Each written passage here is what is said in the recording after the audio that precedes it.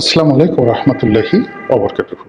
সম্মানিত দর্শক, আমাদের রাজনীতি 2025 সনের ডিসেম্বর মাসে এসে যেভাবে ঘন ঘন বাক পরিবর্তন করছে, আমাদের দেশে বর্ষাকালে পদ্মা নদীতে যখন বন্যা হয়, সেই বন্যার সময় পদ্মার তীরবর্তী অঞ্চলে যে ভাঙন দেখা দেয়, যখন পদ্মা তীরের মানুষগুলোর জীবন জীবিকা সবকিছু ধূলিসাৎ হয়ে যায়, প্রত্যেকটি রাত বিনিদ্র কাটে, এই বুঝি তার বসত ভিটা ভেঙে পদ্মা গর্ভে বিলীন হয়ে গেল। এই যেটা আতঙ্ক আমাদের পদ্মাপাড়ের মানুষদের, যে সারাটি বছর তাড়িত করে, বর্ষার আতঙ্ক যেভাবে তাদেরকে তাড়িত করে, আর বর্ষা মৌসুমে এসে চারিদিকে যখন প্লাবিত হয়, তখন যেভাবে তারা ঠিক ওই বিপদের মধ্যে একেবারে শেষ মুহূর্ত পর্যন্ত বসত ভিটে আঁকড়ে ধরে। আর যখন ভয়াল পদ্মার করাল গ্রাসে জায়গা জমি বাড়ি ঘর গাছপালা থেকে শুরু করে এমনকি মসজিদ মন্দির পর্যন্ত পদ্মা গর্ভে বিলীন হয়ে যায়, তখন পদ্মাপাড়ের মানুষের যে হাহাকার, তার যে আরতি, এটি কেবলমাত্র যারা ভুক্তভোগী তারাই বলতে পারবেন। আর যারা কবি সাহিত্যিক, তারা সেটা ভাষায় বা লিখনীতে প্রকাশ করতে পারবেন। আমজনতার পক্ষে এটা বোঝা সম্ভব নয়। তদ্রূপ আমাদের এই সময়টিতে পুরো দেশের রাজনীতি এবং রাজনীতির সাথে সংশ্লিষ্ট অর্থনীতি, রাজনীতির সাথে সংশ্লিষ্ট সামাজিক সম্পর্ক, রাজনীতির সঙ্গে সম্পৃক্ত ধর্ম কর্ম, বিয়ে শাদী, আচার আচরণ, একেবারে সব কিছু গত 15টি মাসে ঠিক সেই অবস্থায় আছে যেভাবে বর্ষাকালে পদ্মাপাড়ের মানুষ নদী ভাঙনের আশঙ্কায় থাকে। ধরুন, এই গত 15 মাসে যা কিছু ঘটেছে, মেয়ের বিয়ে হচ্ছে, পিতা আওয়ামী লীগ করে, তো পরিস্থিতির কারণে তিনি পলাতক আছেন। বিয়ের অনুষ্ঠান হচ্ছে, বিয়ের অনুষ্ঠানে এসে হঠাৎ করে যারা মব সৃষ্টিকারী তারা এলেন, এসে বিয়েটা ভেঙে দিলেন। যারা আয়োজক ছিলেন তাদেরকে মারধর করলেন, যারা বরযাত্রী এসেছিলেন তাদেরকে ধাওয়া দেওয়া হলো, তারা পালিয়ে গেলেন। এই ঘটনা বাংলাদেশে কখনো ঘটেনি। এরকম অসংখ্য ঘটনা, যেগুলো যদি আমি বলতে চাই রীতিমতো মহাকাব্য রচিত হয়ে যাবে। আমরা যারা 70-এর দশকে বালক বেলা কাটিয়েছি, আমাদের কাছে একজন শিক্ষক, তা তিনি প্রাইমারি স্কুলের শিক্ষক হন কিংবা হাই স্কুল, এই দুটো প্রতিষ্ঠানে যারা শিক্ষক মণ্ডলী ছিলেন, তাদেরকে আমরা মনে করতাম বটবৃক্ষ।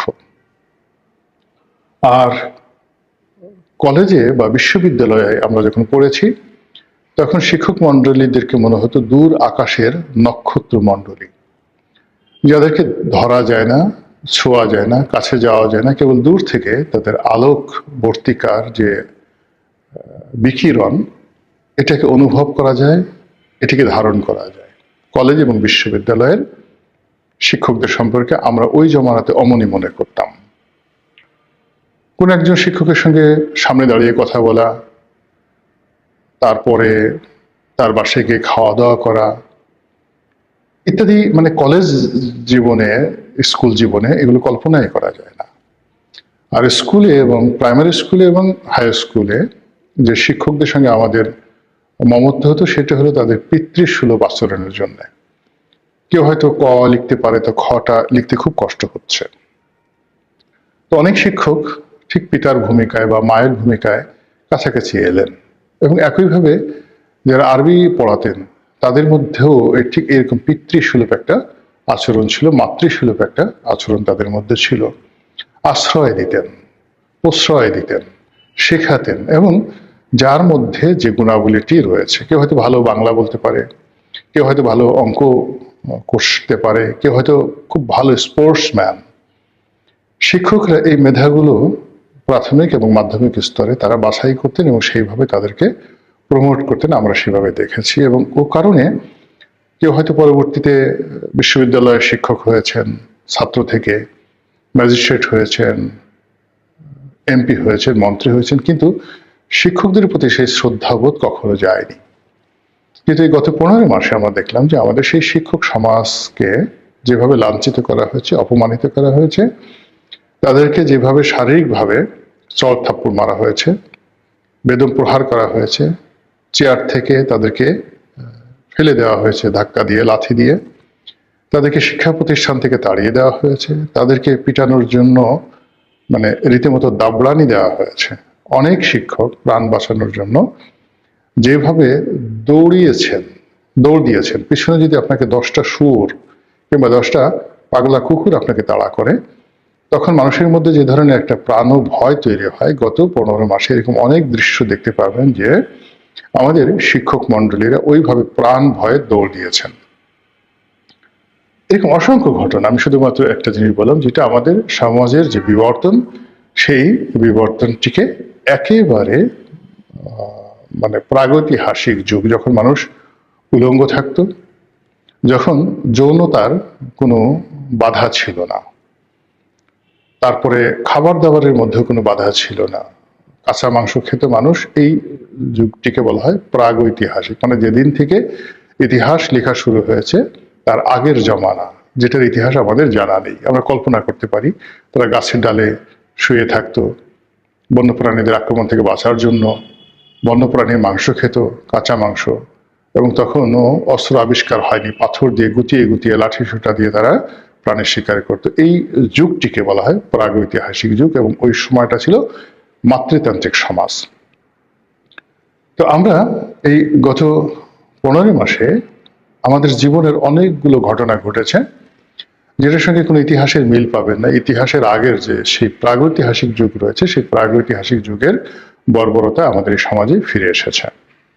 এভাবে চলতে চলতে 2025 সনের যে ডিসেম্বর মাস, এটি যখন শুরু হলো, এই ডিসেম্বর মাসে একটার পর একটা ঘটনা ঘটতে থাকলো, এবং সেই ঘটনা ডিসেম্বরের 1 তারিখ থেকে ডিসেম্বর মাসের 25 তারিখ পর্যন্ত যে ঘটনাগুলো ঘটেছে, তার মধ্যে উল্লেখযোগ্য ঘটনা উসমান হাদির মর্মান্তিক হত্যাকাণ্ড বা মৃত্যু।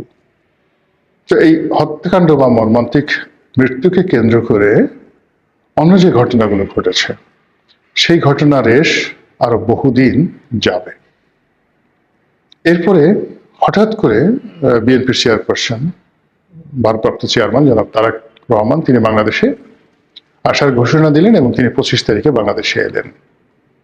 তার আসার পরে 25, 26, 27, 28 এই 3 দিন বাংলাদেশে, 25, 26, 27, 28 মোট 4 দিন সারা বাংলাদেশে যে ঘটনাগুলো ঘটলো, এটা বিএনপির লোকও কল্পনা করতে পারেনি, আর বিএনপির যারা প্রতিপক্ষ তারা তো একেবারেই কল্পনা করতে পারেনি। পুরো রাজনীতির যেটিকে বলা হয় কোর্স অফ অ্যাকশন, সেই অ্যাকশনগুলো একেবারে এলোমেলো হয়ে গেছে।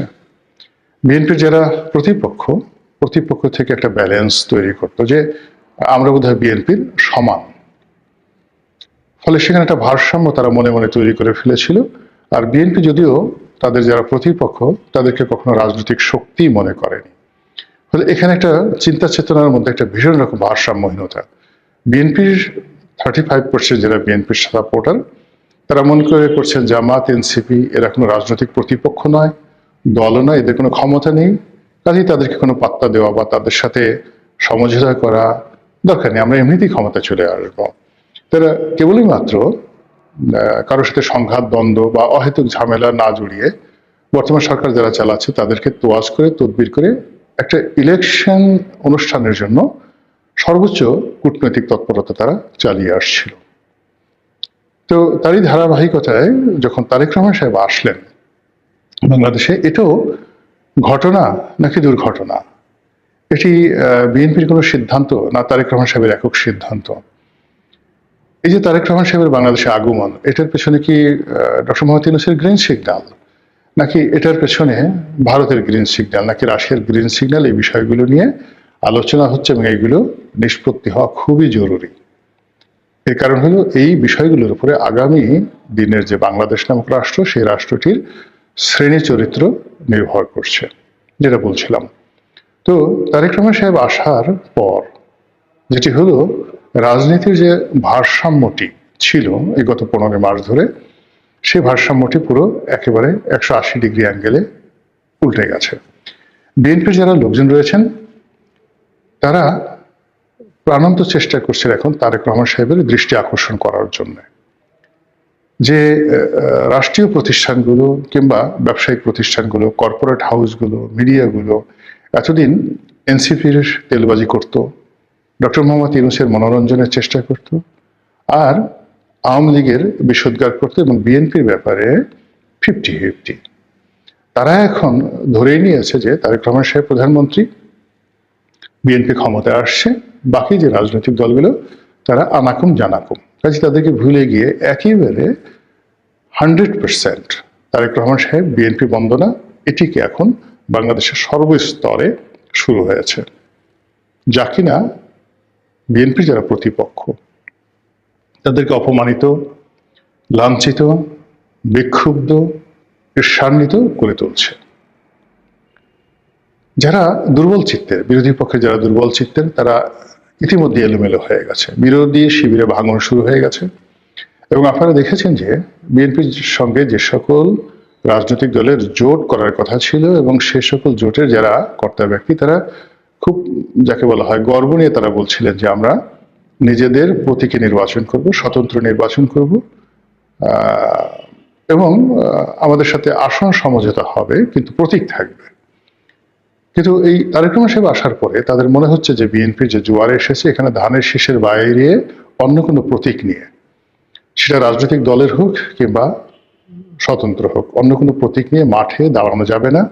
থানা, পুলিশ প্রশাসন কেউ তাদের সঙ্গে কথাও বলবে না, নেতাকর্মীরা তাদেরকে পাত্তা দেবে না, এবং জনগণের সামনে যদি তাদেরকে রাম ধোলাই করা হয়, রাজনৈতিক প্রতিপক্ষ যদি তাদের উপর জুলুম অত্যাচার করে, তাহলে তাদেরকে রক্ষা করার জন্য কেউ এগিয়ে আসবে না। ফলে বিএনপির বাইরে বেশ কয়েকজন নেতা তারা তাদের দল ত্যাগ করে বিএনপিতে যোগদান করে ফেলেছে, যেটা আমরা কল্পনা করতে পারিনি।